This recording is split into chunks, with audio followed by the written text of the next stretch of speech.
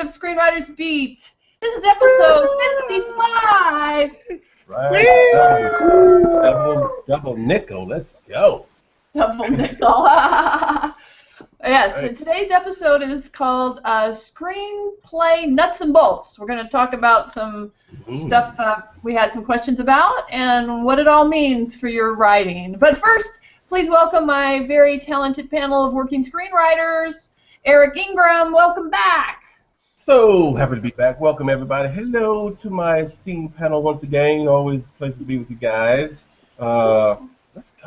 Well, one of the things I was going to ask everyone is to know, are you doing anything else to expand your career? Are you adding something on? You're giving yourself a slash something. You're a writer slash. Oh, yes. What a interesting question, Anne. Thank you. Sorry. No, actually, I put in for a TV writing competition, right? I'm film. Like, all my life has been screenwriting. That's screen, the film. And so, something to say, you know what, let's try something just a little different. So, I had to write a spec pilot for a TV show. Mm-hmm. And then I had to write a pilot of my own, like my own, one of my own, right? And I realized, I know it's going to be like another dumb moment, but for me, it was just like, whatever. Sitcoms are 30 pages. Yeah, they're shorter. Wow, think of that. I'm like, wait a minute now. My scripts are usually 90 to 100. That's 3 pilots. I can write 3 pilots. So after I finish my couple little rewrites and stuff for the end of this month, I'm going to be writing a couple pilots this summer. Good for you. Cool. So we're going to add TV writers to this thing. TV writer. Good. That's a good slash. Very good. Also, welcome back to our panel, Nicole Jones-Dion. Hello. Hello. Yeah, I'm slashing all over the place. And, how appropriate. Yeah. For a horror writer. Yeah, because I don't really do slashers, but that's not really my thing. But yeah, so yeah, I've been wearing the director hat for a while. In fact, this is my director hat. I think it still has a lot of dust on it from Arizona. And that's been really cool. Although I will say, because I did 3 short films before I just completed this feature, and no one really takes you seriously as a director until you do a feature. That's my takeaway from that. So now they have to take you seriously. Well, and as much as anybody does, but yeah, that seems to be the consensus. We take you seriously. That's a good. Yeah, so you need to do do the shorts, yes, kind of cut your teeth on them, but yeah, if you want to really hear me roar, you got to be a feature director. Feature. So you're doing writer director. Yes, and I guess producer too, because I produce those shorts, but. That's good. More writer-director, more on the creative end, less on the business side. You'd be happy to turn over the producing, for the right amount of money and budget and all that. Yeah. I don't want to do Bravo. Also, welcome back to our panel, Tom Fryer. Hey. Hi, everybody. Good to be back. Yay, good. I've got a few slashes too, just because my career was writing and directing commercials. So I've got a lot of really mini movies.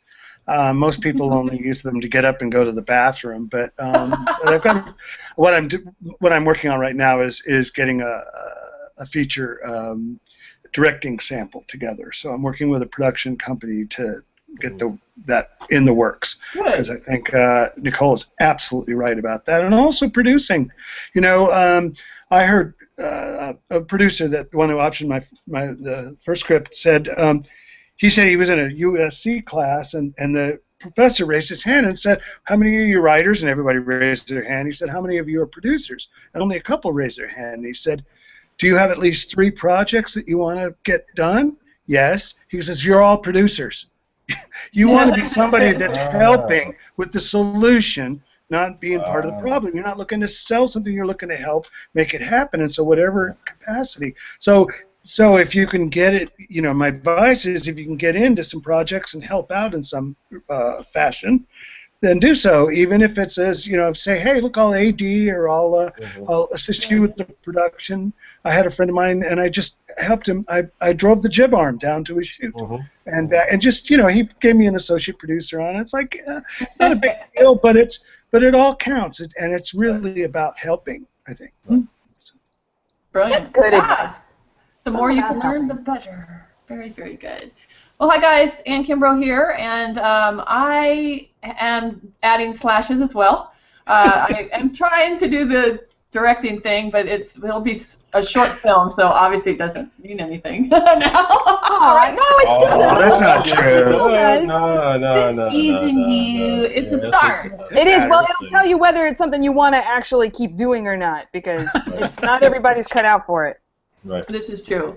I am producing it as well, but I have a production background being for TV commercials, so that's a good point, Tom. Yeah, you should consider yourself a producer of all your scripts. And I'm also a book publisher. Which anybody could be because thanks to Amazon. So those are my new slashes. It's just like writing scripts, right? Everyone could say they got an idea, but very few people actually write the script. So. People want to write the novel, but how many not write it and publish it? So come on now. So yeah, you should do it. It's so easy. Right. I mean, obviously it's easier than it was. You don't need Simon and Schuster anymore. Yeah, that's a big deal. That's a big deal. But I must say though, I'm not being mean, but I'm just saying, have you seen some of the 99-cent booklets? I'm like, come on, man. It's true. Yeah, you got to take it seriously. My books are edited. No. I'm just saying, people, don't, because you can hit the send button, don't make you a writer. That's all. Yeah. That's all. Good point. Well, that's a different show. Yeah. When do you call yourself a writer? Yeah. Yes. Our episode though is about several things that have to do with putting a screenplay together. We had a question come in, and we'll deal with it first, that a writer wanted to know sort of how to define what the difference between a logline and your concept. And obviously the concept is going to be in your logline, but a logline is a tool to sell your script. But let's break it down a little bit of where you obviously need to start with your concept, right, Tom? Oh, absolutely. Concept is king. I mean, it really is. Most people don't realize when they have an idea, unless they get some feedback and people go, wow, that sounds cool, that's interesting, that's, refreshing, and it's something I care to see. I would love that. Unless you get the kind of feedback, you may be just kidding yourself. I hear a lot of people pitch stuff, and they say, well, you read my script. I'm like, what's it about? And they tell me, and I'm like, what is it? So it's really the concept, and that's what's going to happen when you're out there in the real world, too. Producers are going to say, tell me about it, and that's exactly what a logline is. What's it about? What's the world? Who's the protagonist? What's their obstacle? What's their flaw? What are the stakes? And you got to do that in, like you say, 30 words or less. That's what a logline is. A concept could be a really simple thing. It could be, it's G.I. Joe go for a girl. I mean, it could be that simple. Yeah. You could actually sell something with a simple pitch. People go, wow, tell me more about that. That's a concept. If you say, oh, that's interesting, I'd never seen that before, then that's what the concept is. The logline gives you framework. The whole story. Seeing the whole story. Yeah. Nicole, you're nodding yes. Yeah, no, I think he answered it. That was the answer. No, because that was exactly what I was going to say. It's like, a high concept, like when everyone talks about, that mythical high concept, what is it? And the old formula, which I hate, but it works, is, it's this meets this. Yeah. Okay, or it's a female version of this, or a gay version of this, or a whatever your spin is. It's like, it's a modern day retelling of a Shakespeare blah. But then the logline actually has to tell you what the story is. The concept will pique someone's interest, but then in the logline you have to actually, exactly what Tom had said. Who's your protagonist? Who's your antagonist? What are the odds? What's he up against? And what's at stake? That's a good point, right, Eric? You've got to you can't just have a concept. You need to be able to verbally say what your whole story is about, so someone knows if they want to read it. Right. So yeah, absolutely. The concept to me is the seed. It's the umbrella, right? It's the very light, broad brushes. If you could do this meets that, that's that one. But even a story about, once you say that, right? A story about this, right? That's the concept, right? The log line is what your story is about, right? So you got the topic, which is okay, right? It's like let's just say the G.I. Joe with a girl. Okay, let's just say that. Okay, so what's that? All right, that's the concept. Okay, now what did you write? Now tell me what you wrote. That's the log line. You see what I'm saying? So to be able to say, oh, this girl out of jail goes into the army and becomes a blah blah blah, whatever, right? Whatever that would be, right? That's the log line. But you can't have a log line without a concept. Right. You can have a concept without a log line, but not for long. Exactly. Right, because remember what's his name? Robert Prosper. He used to do sales concepts all the time, right? Back in the 90s, in the 2000s, right? I was barely alive then. Sorry. Yeah. Like a baby. I was such a baby, but so yes, tell us more about Robert. Yeah, but yeah, he was with King or whatever. I forgot his Robert. Oh yeah, with a K. Yeah, I met him once. Concept. Yeah. There you go. Concept. So that was that. But what I'm saying is, as a day-to-day writer, concept, and if you're not testing out your concepts on people, you're wasting your time. Well, it's true. A good concept will sell your log line. Right, but it's just following. I mean, literally. I mean, for me, I don't know if it's because you just keep doing it. You know, your muscle gets stronger, so stuff happens a little faster for me. But once you get a concept that just won't let go, and then I actually sit down and think about it, the story just kind of falls.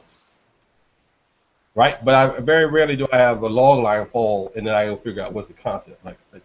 Well, I mean, we have a show on log lines, but I do think you can start with a log line, but you really can't write the whole a good log line to sell your script until you've finished your screenplay. That's true. Yeah. Oh yes. I don't know. I did. I think again. I know it was in the other show, but this whole. I don't know about that. I don't know about that because for me the log line gives me the roadmap to write the story. That's my 30,000 square foot view of what my story is about. And I'm not saying you don't start with one. I'm saying you probably need to rewrite it at the end. Or you need to change. Well, if your log line's really solid and your script deviates from it, then maybe you need to change your script. Change your script. Possibly. So Tom, you agree? I know what you're saying. I agree with Nicole. Yes. I know what you're saying.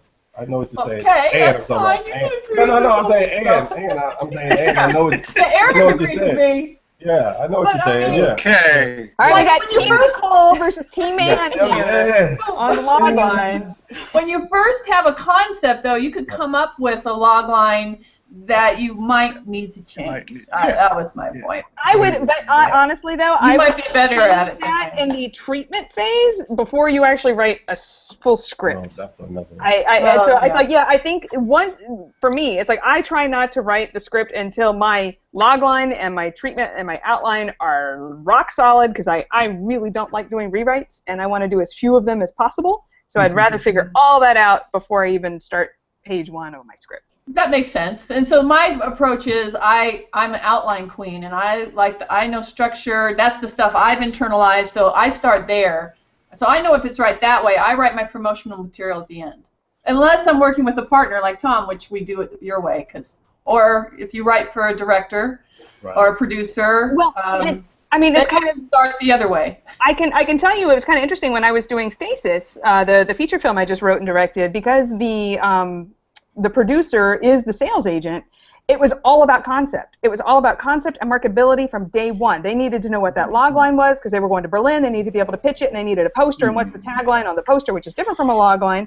And it was all about how am I going to sell this story. And even when we were shooting, it was, okay, what are the scenes from the trailer? You know, let's prioritize the trailer because that's what we're going to need to sell to get people to buy this and to sit in the theater or, rent it on VOD.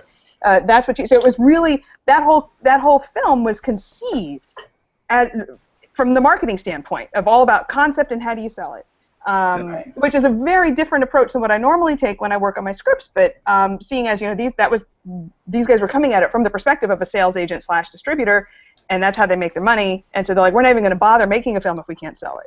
So that was a very different approach. Yeah, it makes so much sense, right? And I'll let Tom get in there. But the thing is, they know what's currently the market. Me, usually sitting in my home, I don't, so that's why I don't start there. But if you're working with someone, right, Tom? Yeah, sure. This animation project is which Nicole just described and you described is perfect example of that. You don't go pitch to the big studios until you've got all that stuff rock solid, because that's what they want to know. Give me 5 trailer moments. Give me what's the tag? What's the who are we seeing in some of these roles? Those are the things that they want to have fleshed out really well before they green light it. Before So that's a good point. We are getting slightly off topic, but I will pull us back, because one of the other things were some of the nuts and bolts that you hear that you have to have in your script. Something like white space, which we've talked about before. Yeah, white space is important, but I don't know if I've ever written going, oh my dang, where's my white space, right? Oh, I do. I write for white space all the time.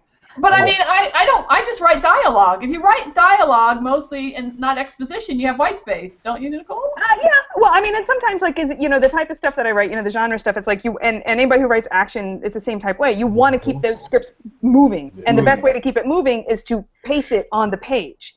And if you've got like huge blocks of narrative or huge monologues, you're not going to get that snappy pace that you're going for. And so white space is a good indicator of the pace of your page, in my opinion. Sure. True. Yeah, I think I still do the flip, they always used to tell you how the development people would turn the script to the side and flip the pages and see if there's blocks of stuff. And then they used to say if it's too much, they don't even read it. They say up next. I mean, that was the story, right? So the other thing is, yes, you white space, but like I said, there's also a thing about pacing. So if everything is one line of description and 3 pages of dialogue and 1 line of description, okay, yes, it's a fast read, right?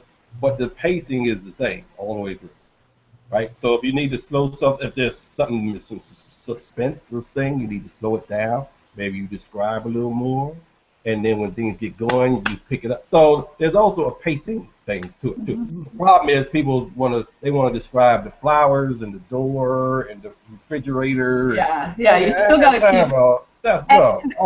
The flip side of what I just said too is you don't want 1 line per row either, because I've been called in to rewrite scripts that were written that way, and you're like, okay, this isn't a screenplay. I don't know what this is. Exactly. Yeah, I personally have a problem if you have dialogue broken up by 1 line. You need to put all that together and let the dialogue flow, right? That's to me something that that shows off your white space. Right, and I think a lot of people we try to get away with directing without directing. Right, so we want to do all the blocking, right? We want to go to the table, move the chair back, sit down. Just go to the table. The actors are going to do all that stuff. Yeah. Right. The actors are going to do all that. You don't need it's not a play. You don't have to block every scintilla of movement, right? It's the general thing, and the actors will figure it out. Yeah, I mean that's a real clear sign of amateurism if you try to write in everything thinking that nobody's going to be any good. The director's not going to be able to direct it. The actors are not going to be able to do a good job and understand the subtext you wrote, hopefully, into your dialogue. Yeah, he doesn't have to frown. He just says, "Where were you last night?" And all that stuff, and just put all kinds of blocking I see in all kinds of scripts that I've. Less is more. Less is more. Yeah. And that will help you with your white space. What? True. I mean attack. Sorry, there's some net. Oh, here's a little nitpicky thing, but it bugs. I'm saying this for you, my friend, who's a producer. It bugs him like crazy when every word's got a 1-word widow on it. So it's really, and some people call them, every line's got the orphans. Orphans. So if you can, just try to find a way to tighten it up. That oftentimes will help you white space, and it's an easy thing to do. I think because I come from a marketing background too, and from doing copywriting, I think that sets off my radar too. It's just a subconscious thing, but yeah. Well, the similar. If I'm finished a script, when I go back through it, I look for dialogue or scenes that break, and it's only just a little bit. I try to find a way to pull that all onto 1 page. Yep. I want you to finish a page, even if you're reading it on digital. I want you to finish that and go, oh, not go, oh, and he said something else. Oh, Right. Another, But you could yeah. also. Oh, go ahead, Go Tom. ahead. No, I'm sorry, Eric. Go ahead. No, it's okay. No, I was saying there's a lot of little tricks of like getting people to turn the page also. Well, yeah. You know, the question at the bottom, or if the question you ask the question at the bottom, but the answer on the next page. It's all. But do they turn a page anymore? They don't. Oh They scan. yeah. No, when they when they when they want you. Listen, I thought again it's person by person, producer by producer, right? But I can tell you, 'cause when I just got some notes, it was like on page this is why didn't you do this and move this here? And if you had this at the bottom of 29, why not? No, don't just. A lot of people are really well, into I'm this just stuff. saying you need it throughout the page. I mean, you need. Right. Yeah. I mean, But yeah, I do the same thing because I come do from when read. you actually printed them. Right. Back in the, Oh yeah. Back in when the I was a olden child. days. Yeah, that's when I was a child and dot matrix. No. Was that in 05 or something, right? You just said Yeah, in really. 2000 you weren't around. Now in 05 I'm a veteran. Oh, I've been around. I'm just joking. I wasn't around back then. No. Tom? Personal pet peeve, mores and continues. Please, can we just take them out of Final Draft? People that put them in all the time, it starts to clutter the heck out of your script after a while. And it's like, Yeah, you know, if I know that if the guy's going to come back, it's him still talking. I don't need a guidepost for that. Again, it's not knowing that people are smart and giving them credit for knowing what they're doing. Now, okay, here's a hot button topic since we're talking about white space. Yeah. Do you guys do full slug lines or mini slugs? Many. Yeah, I probably Both. Depends. But both, yeah. If you've already set up your scene, Yeah. right? Yeah. Meg's house, day. The next thing can go in the kitchen, right? In the dining room, in the bathroom. Yeah. What about you, Nicole? No, I'm in the minority here. It's like if I'm writing on assignment, I'll ask them if they have a preference. But when I write it, I do full slugs because Every time. Because then it helps me figure out where I am in the space. And when I do especially because I'm doing like a lot of low budget genre stuff, you have to have limited location, and how you're going to know what your locations are if everything's different. So when I do the slug lines this way, I can see, oh, okay, everything's in the house.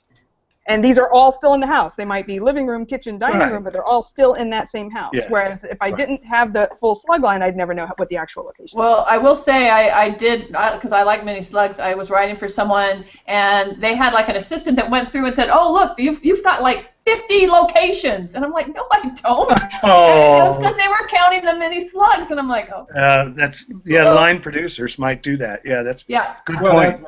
That's what I was going to say. Different thing. Yeah. Here's what I do. There's the reader version, and then there's the UPM version. Production. Sure. Yeah. Okay. So the reader version is the mini slugs, right? And what I do is I link the sentence.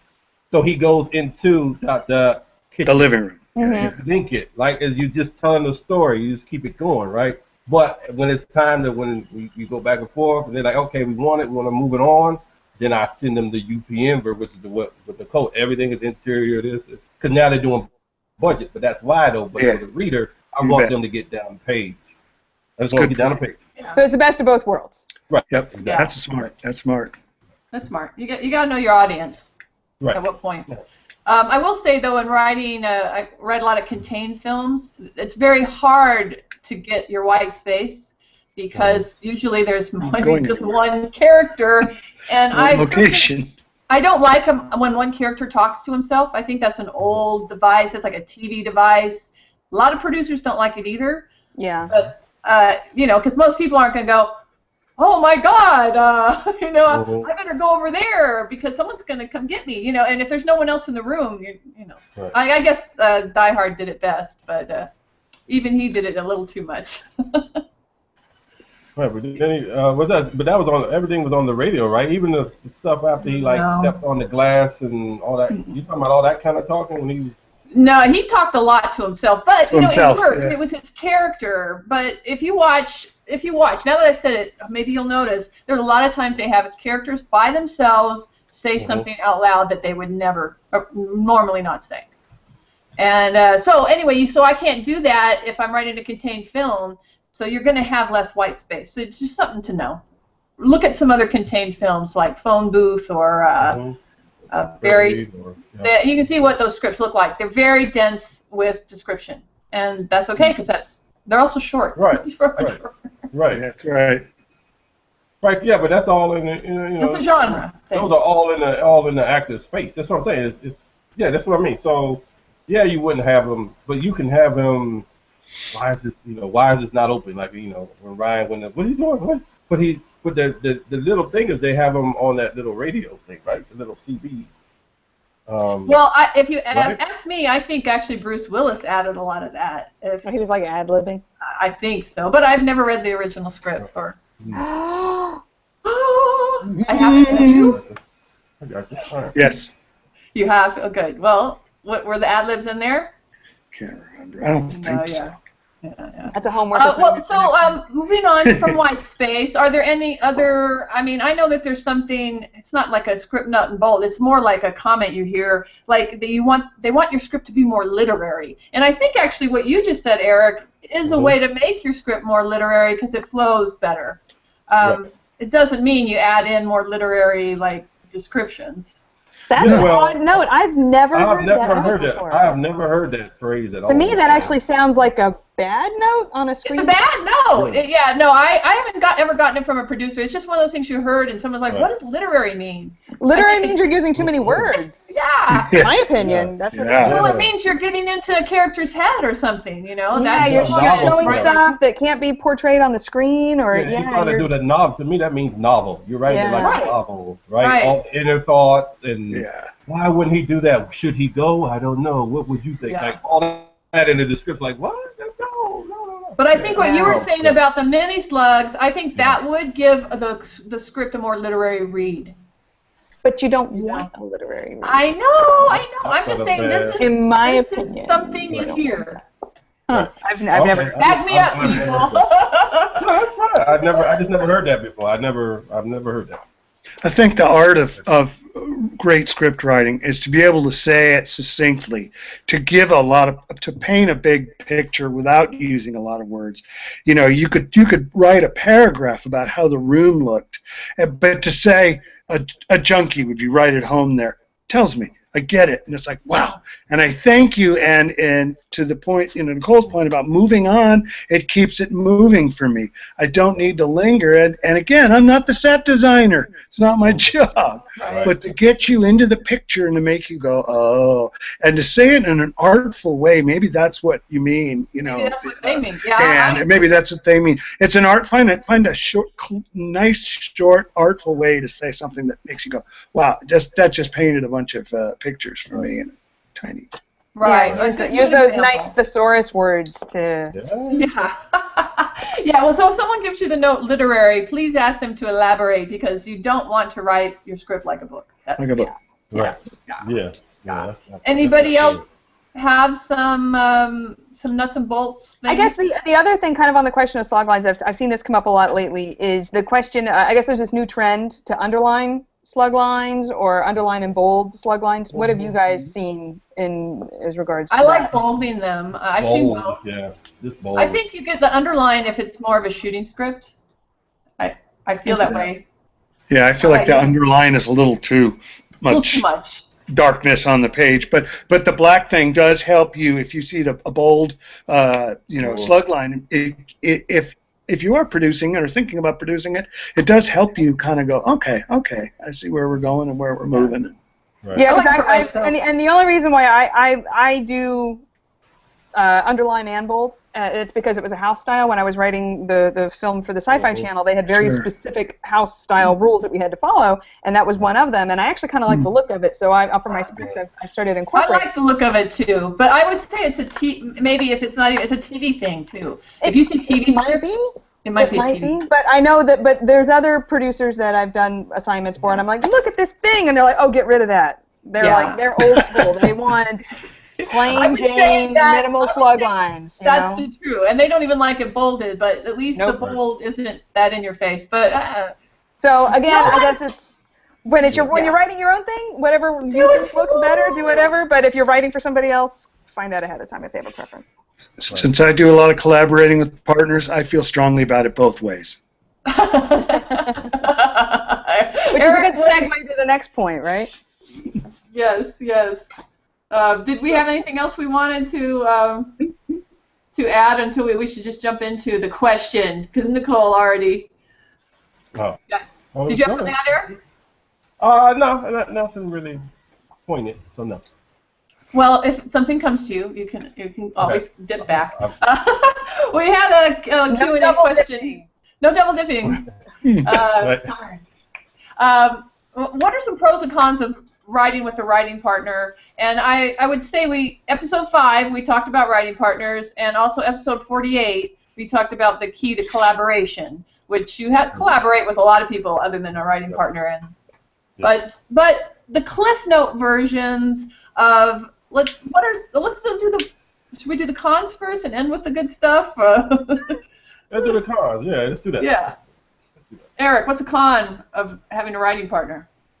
Not defining why each of you are together. Like, what are each of you bringing to the table, right? So let's say you have two. Obviously, let's say you write a comedy. So okay, you got the genre, right? But what? Someone is better with situations. One may be better with dialogue, coming up with punchlines, right? So let's say if both people came up with really good at punchlines, and neither one of them was good at situations. That's a problem. So that's a problem, right? Yeah. That's what I mean. So I think a lot of times we may not want to do that interview, that tough interview. Like, well, what are you gonna bring to the table that is gonna help elevate this thing? So that conversation is a tough conversation. I'm not making light of it. It is a tough because you got to kind of judge people, right? You don't like that. Who likes to do that, right? But it's important because you don't want to get halfway through a script and realize you guys shouldn't really be working together. Well, it's true. If someone's good at structure and someone's good at dialogue, it does make a more rounded script. Tom? Yeah. I think that both people have to have the same work ethic. I think you both have to be equally committed to it. If one person's going, hey, it's fine, let's go, it's done, and it's like, no, we need to do a rewrite now. We need to fix this, and this, or it's hard for you to get together because they keep blowing it off. One person's a hard worker and the other one's, kind of a procrastinator. That could be a real problem. And that's also one of the joys of working with a partner is that they make procrastination harder because you sort of, like a workout partner, you kind of keep each other going. But another con could be that at times it makes it more difficult if you get a bite on a script. They want to know who kind of is in control of it. And so the unwritten rule that we always had, and we have too, is that whoever sort of initiated the project, whoever its concept was, and initiated it, should be the person who carries forward with that part of it. Well, and two kind of has the final say. I think Tom and I obviously have written together, and that's one of our things. If it's Tom's concept, Tom's kind of the final word. You can play that card. Yeah. And you try not to do it in a power way, but just. You're gonna take your toy and go home. It's just a subtle thing, right? Just a subtle thing. You're partners, but someone's got to have an edge. Nicole? I would say kind of to advance on what Tom was saying, the sum of the whole needs to be stronger than the individual parts. So when you're looking for a partner, make sure that their strengths compensate your weaknesses, or they're bringing something else to the project that you don't have. Like either maybe they're a director and they're looking for their next project, or they have access to certain funding or investors that you don't have access to, or producers. Any number of like business decisions can be made too beyond the creative. But just make sure that, because now you're basically getting married to this person and you're creating a child together, and this child is going to live beyond you, and the problem as a writer too is that now you're going to have your solo projects and or these joint projects, and the two they're related, but they can't really play in the same family. So it's like you can't use one as a writing sample for the other, because now you've created a new entity with this partner. And so when people see something that you've written together, your solo work is no longer relevant. It's only what the two of you have done. You're almost like starting over from scratch with a new family and a new relationship. And to make sure it's someone that you want to be with for a long time, because if you do end up getting divorced, it can be ugly, and then you have like ownership issues. That's why another thing is make sure you have contracts, even if they're friends. Yes. Even if they're friends, have a contract. Because I've heard so many stories about people who, like, one person's serious about it, the other one's like, they get out of the business and now they don't really want to do it anymore, and they don't really want their name associated with it. And then what do you do, because you've just invested in this thing and it's an awesome script, but you can't do anything with it without their approval. And Right. It can get messy. Well, and messy. It can get really messy. Excellent. And producers will want you to have that contract. They want you to be professional. Yeah, for sure. Yeah, Tom? I was just going to say managers become an issue too. Oh, yeah. I mean, if you're going to try to look for a manager, you can't give them, well, I did this with this one person and did this with another person. It's like, you got to show either your own samples or samples with a writing team. And that's the way they're going to look at you. Or even more complicated, you have representation, they have different representation, and now the in-laws have to get involved, and especially if there's money. If this thing actually sells, oh my gosh, now you've got to divide these percentages up and these commissions, and so just. Not that I'm discouraging partners. Just be aware what you're getting yourself into. Be mindful, well, let's segue into some pros. What are the pros? You have a partner. Eric, what's some pros? Pros is I think Tom said it last just a few seconds ago, that you don't want to disappoint your partner, right? So you're like, if I keep not doing my pages or keep procrastinating, right? You just have that something about us that says I don't want to disappoint that person. So that's good to have someone always there, kind of like your accountability partner, so to speak. Also, the fact of a lot of us write in a room by ourselves, right? A lot of us stuff we create about. So to be able to talk back and forth with somebody, especially if you really connect, I mean, you'll come up with the synergy, right? Two things become a third thing, right? You come up with something, he'll say something that sparks you. You're like, and then it gets better. So that's the beauty of a great partner. It'll stretch you. Some things that you never thought of, they would say, you're like, wow, they didn't even thought of that. Like, that's the beauty of a partnership right there. Yeah. It's true. You can launch stuff. I had a professor once that said the very first idea you get is the common idea that almost everybody would get. Exactly. So if you have someone else, you can launch past that quickly, right? Right. Nicole, some pros? Despite what what you might have perceived from what I just said, I actually work with writing partners a lot.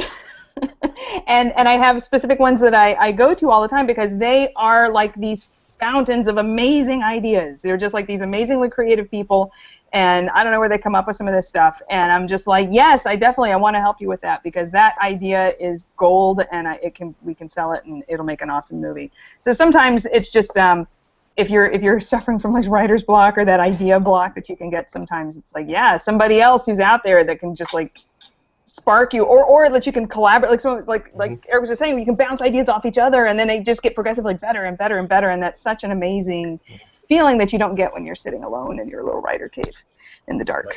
Right. Well, and Tom, isn't it a great way to get a lot more projects done? I was just going to say, speed. You just took the words right out of my mouth. Absolutely. Speed. I mean, I think it took us about 4 months to do a rewrite and final draft of Warpaint to get it marked. And, normally when I'm doing it myself, it takes me about twice that long, I think. Yeah, it sure can. But I don't know how y'all do that, man. What? I don't know how you do that. I don't know how you do it for 4 months, man. I don't know how you do it. What part? I don't have that patience. It's not the only thing. It's not the only thing. Yeah. That's all I'm saying. No, we're working on our own stuff and together, Right. No. I'm just saying, because people it takes, write your script in 6 months. I'm like, what? 6 months. I can't do it. 2 months. From start. 2 months. 2 months. No, but from start to finish, including a rewrite? Yes. Wow. This is an anomaly. I'm not going to say this is the norm at all, but by the time when I pitched Stasis, the idea was like Valentine's, and then we just finished shooting the feature 2 weeks ago. So I had 2 weeks to write the script, and then 12 days to shoot the film, and then whatever time was in between the two was doing rewrites and polish and all that other pre-production stuff. So, not to say 4 months is bad, but this made an entire film in 4 months. Yeah, but 4 months is one project with us. Right. And then, like, personally, yeah, I would say 2 months is on average what I would spend from concept to finish. I think 6 to 8 weeks is a goodly amount of time to be able to do a script. Yeah, but at the same time, Tom was working with another partner, so all these projects he has going, he has 3 other projects in addition to what we did. Yeah. And now 8 scripts are done. Yeah, or seven features and a pilot. That's good. That's impressive. Yeah, and in that time, I wrote 3 books and produced them, got them out, and a short film. So that's fine. Right. See, but so you see what I'm saying? So it's not really 4 months if you. Oh yeah. Well, no, not time-wise. I mean, not like actual time spent. Yeah. Right. Actual time spent. I don't. We'd have to. It wasn't that long. But that's all I'm saying. That's all I'm talking about. Maybe we should punch a time clock next time. We should. It'd be interesting to know. I've tried doing those. There's like some little apps that'll keep track of it. Yeah. I forget. I'll turn it on. You end up turning into a programmer instead of a writer. Yeah. It's all those apps. That you're finishing stuff. Look at how much you're finishing. Obviously, if you're a writing partner and you aren't producing much, and that's all both of you are working on, that's a problem. That's a con. Yeah, I would say so. Yeah. Any other goodies or, hey, you've got 2 people to market it, 2 people to pay for contest entry fees. That's true. Yeah. That's true. Yep. That's a good point. Yeah. That's actually a very good point. But the other thing I think is also, if you think about it in a sense, it's because let's say you guys do 10 pages, right? Then you send it to the next part to do the next 10. Let's just say, just make this up, right? So okay, so you already, by the time you get to the end of it, right? So you kind of already did kind of 2 drafts. Yeah. That's true. That's a very good point. So that's kind of 2. So usually 2 to 4 to 6 to 8, right? So usually, something like that. So the fact of the more you guys bounce back and forth, the more you go over it, the more you rewrite it, right? The more things you start to the story's kind of getting there. Coalescing, yeah. Right? So that should be twice it should be half the amount of time normally it would take you by yourself. Yep. Right? Because you guys, you see, I know some weird numbers here, but in my mind I know what I'm saying. Right?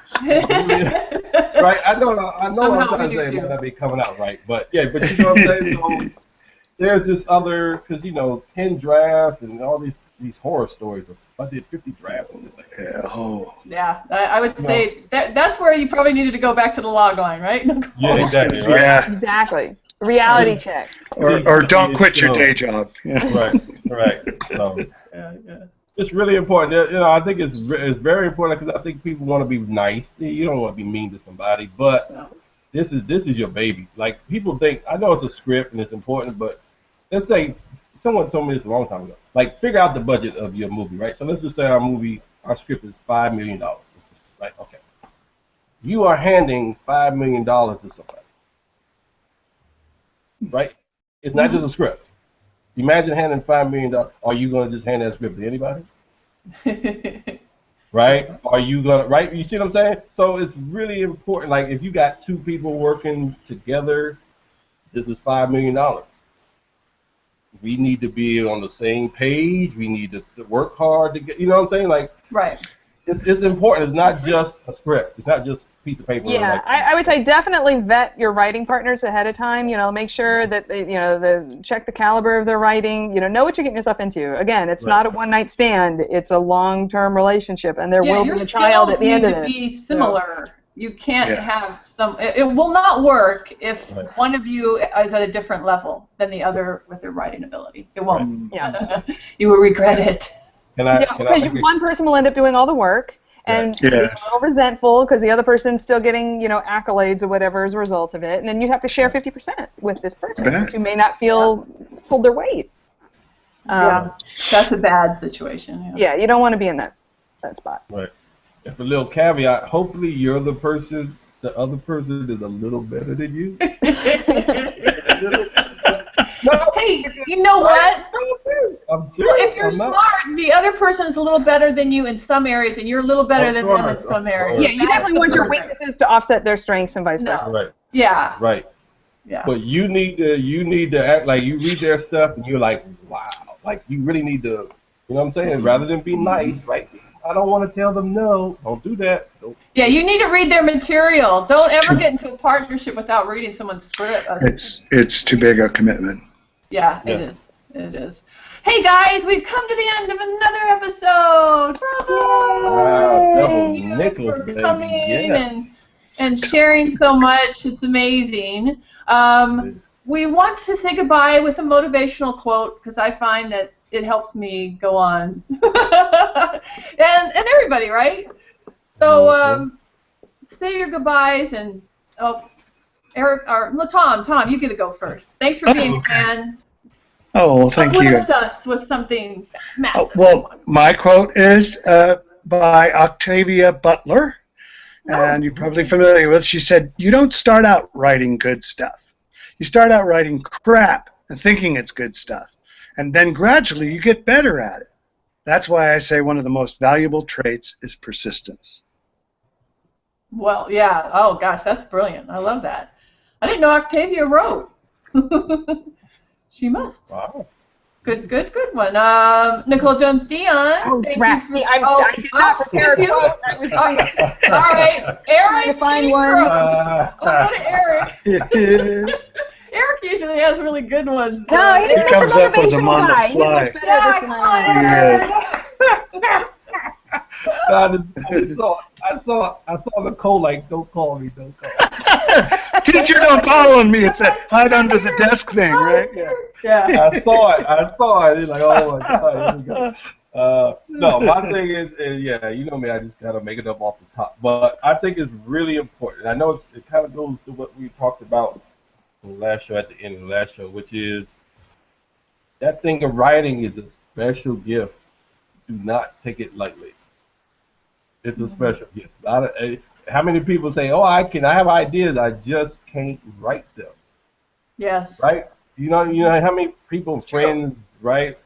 It's a special gift, right? So you have to nurture it, study it, practice it, all that kind of stuff. So if you wake up in the morning and you want to write, or you've been having little notebooks all your life since you was a child, you're a writer. It doesn't take a sale before you was a writer. You're a writer now.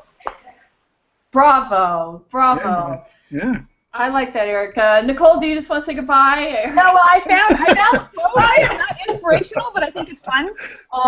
This is from Sidney Sheldon, and it says, "A blank piece of paper is God's way of telling us how hard it is to be God." Oh, very good. Powerful. Very I like good. that. Awesome. So not really motivational, but kind of fun. No, that is. That's all I got. Powerful. I like it. Oh, so I have one from F. Scott Fitzgerald. He said, "You don't write because you want to say something. You write because you have to say something." There you go. Which I think is important for screenwriters because a lot of times it's all about the marketing, which we've talked about, but you got to say something. That's your voice. Your voice needs to be there, right? Right. And I think I don't know if I put it up. I'm trying to think where I put it. I've already had this conversation before. I don't think it was with you all though. It was voices in your head. Max Landis. I know the voices. Me and my voice. It was an intense conversation. I'm sure it was good, man. I want a transcript of that. Okay. I know, right? Max Landis, right? You know who that is, right? I hate to say John Landis? John Landis' son. Oh, okay. Right. Okay, but he's trying to get away from that, so that's why I'm like, I don't want to say it. All right. He's really cool on his own. So he's the guy who was hot. He did last 3 years. I think he sold like 8 specs. 3 million. He just sold one for $3 million called Bright. Anyway, there was an interview with him on, and I'll put it up. I think it's on the PSA page in my Facebook, but I might put it up. Anyway, he had an interview. It was just like, wow. He basically said, look, all these conversations about character arcs and all this stuff, execs that's not even what it's about. Tell me a story. Tell me a story. Great. That's it. That's the work. Yeah. Tell me a story. All the other stuff will get fixed. The actors will come and do their part. The director, tell me a story, though. None of that happens without the story. Tell me a story. Bravo. And now we'll just say, everyone, go forth and tell us a story. We look forward to seeing your stories. Thank you so much for being here, my incredible, talented panel. And goodbye out there. Happy writing. Bye. Get to work. Get to work. Get to work.